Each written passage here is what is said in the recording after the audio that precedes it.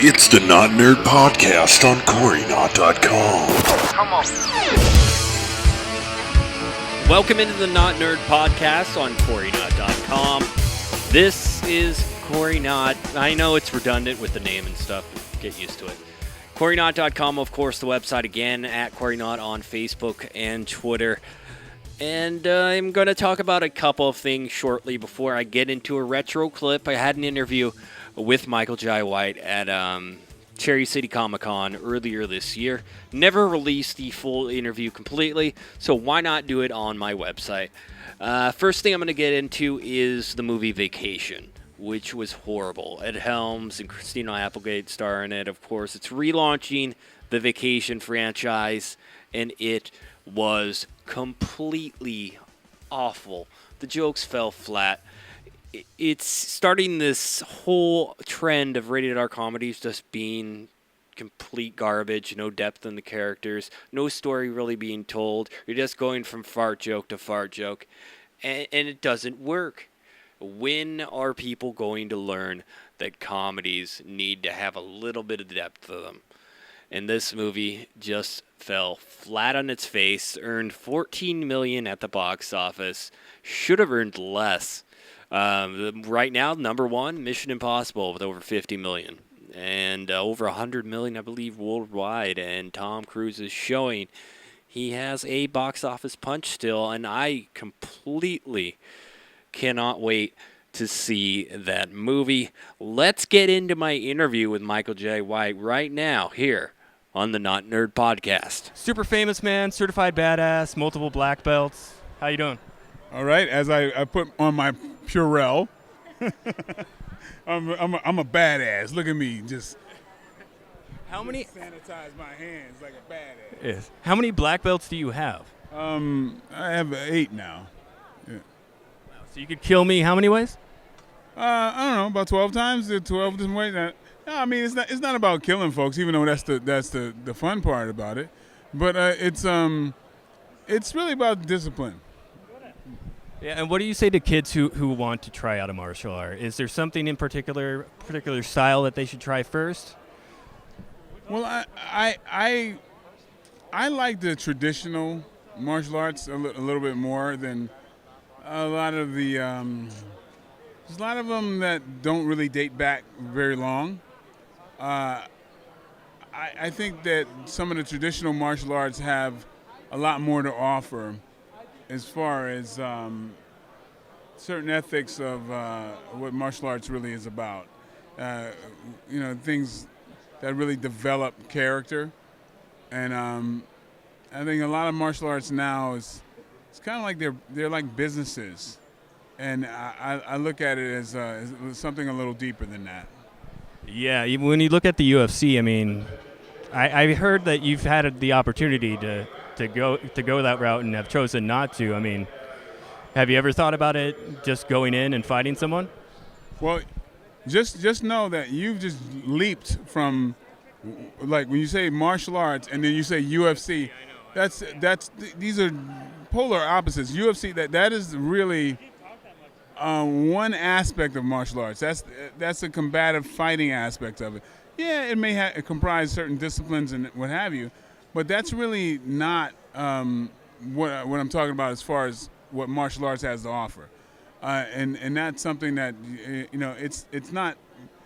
It's kind of like you have the UFC as the fighting aspect, and can you imagine a whole division of forms or katas where like there's certain techniques that you're practicing over and over? That's one element as well, and you can argue as to which one develops a person's character more. The one that develops that focuses on fighting and combat, or certain other parts of that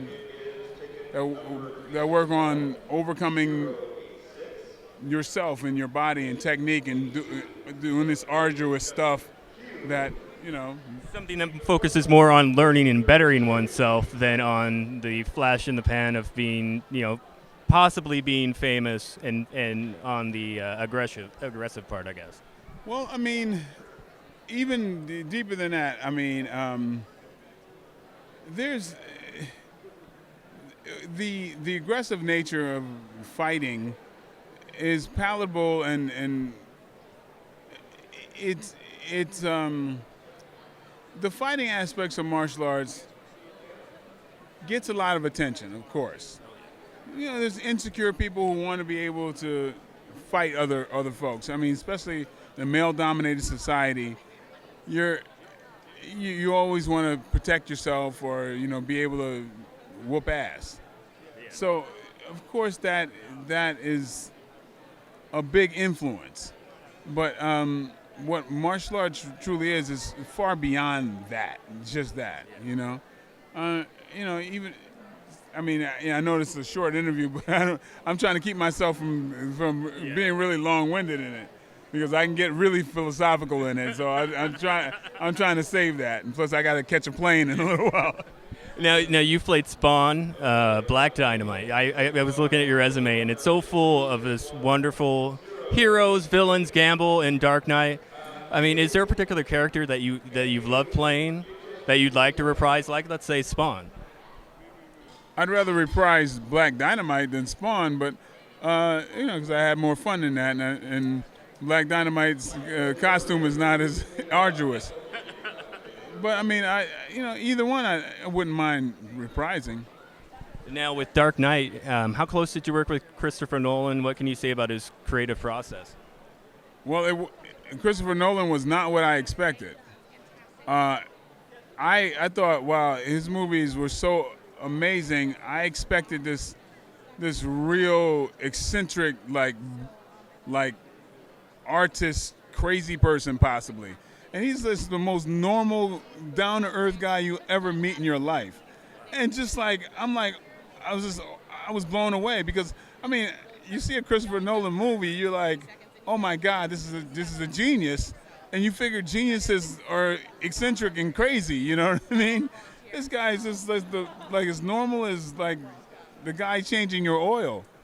Now, you've worked with a lot of geniuses, and like Tyler Perry and Christopher Nolan. How's it working with Tyler and all of his creations? Well, I mean, it's cool. I mean, I wouldn't put them in the same category. I mean, there's two different type of folks at work, but I wouldn't put Christopher Nolan in Tyler's category. I wouldn't put Tyler in Christopher Nolan's category. Just two different things, But it's cool. I mean, I really, of course. I mean, I'm sorry. Christopher Nolan's. I mean, he's one of the most amazing directors on the planet. He hasn't not had a hit yet. Right. Yeah. I mean, yeah. That's like, talk about. I mean, come on, the Dark Knight. That's like one of the top-grossing movies ever. One of my favorite movies ever was Dark Knight. I loved your character in it. How do you feel about these movies being remade so quickly? I mean, Spider-Man failed 2 times in a row. They're already remaking it. Batman, they're already doing more. I mean, how do you feel about things being remade so quickly? I just don't know. I don't keep up. I don't. Sorry, I just don't really follow everything. I feel like there's a lot of movies that are not made for me. I'm a little too on the inside, and to be honest with you, a lot of the movies are made for the audiences out there. They're made for, the MIC audiences, and some really good movies cross over. They have the general audience, but I'm a little on the inside, so my tastes are a little particular. So I mean, of course, I'm the fellow magician who's watching another magician. You know what I mean? So it's different. Do you have a preference in what you're doing? Because I know you've worked in drama, you've worked in action, your background in training in martial arts. Do you have a preference of what challenges you? Do you like doing dramas a little bit more? Do you like action a little bit more? Oh, I like action the most. I like my genre. If my hybrid genre would be action comedy. That's what I like more than anything else. The opportunities I have to do that is the opportunities I want. So I think once I get to comprise those two things, I was able to do a little bit with Black Dynamite. That's somewhat of an action comedy. Now, Kill Bill Volume 2. When I heard I was going to get to interview you, my friend sent me the clip of that was cut out. I mean, how does it feel to be cut out of something? 'Cause you can't get angry because obviously it's still out there, but people love that scene. I'm just honest. I mean, I don't think that scene belonged in a movie. I mean, I don't see it. I've seen Kill Bill. I even when I shot the scene, I didn't understand how that fit in the movie. Honestly, I mean, Quentin and I would joke around all the time. We would do these things. We would talk in those kung fu voices, and we're just goofing around. And so, he created this scene, which is actually a snippet of a larger sequence that was cut out of the movie. But we kid around talking that way, and he comes when we're going to do the scene with handwritten dialogue on the paper saying this is what we're going to say. And it's like basically the goofy stuff that we say. Because we'd always go, "Hey, where are you going? I killed your teacher. Now I'm going to kill you." We'd go around doing that shit, right? And then he says, "Let's just put it in the movie." I'm like, "Put it in the movie?" And so that's exactly what we did. And I'm like, "Are you kidding me?" And I found it was difficult for me to do it actually and move my lips correctly because I clown around doing this all the time, right? Like moving my lips wrong. And so I had to do it and move my lips correctly. And I almost couldn't do it. It was weird. He's like, "You did it again." I'm like, "What?" And he says, "You're moving your mouth like, like off." I'm like, "That's the way it's done, isn't it?" One last question. You get to work with so many people that don't have your background. Do you find yourself having to carry people in action sequences? I know there's planning behind it, but you have such a high level of training. I mean, how does that work out? Well, I mean, sometimes it gets a little tricky because of there's not, it's just, I don't want to sound like this, but there's not a lot of bigger guys that really concentrate on technique, or a lot of bigger guys don't have the same speed. Therefore, when I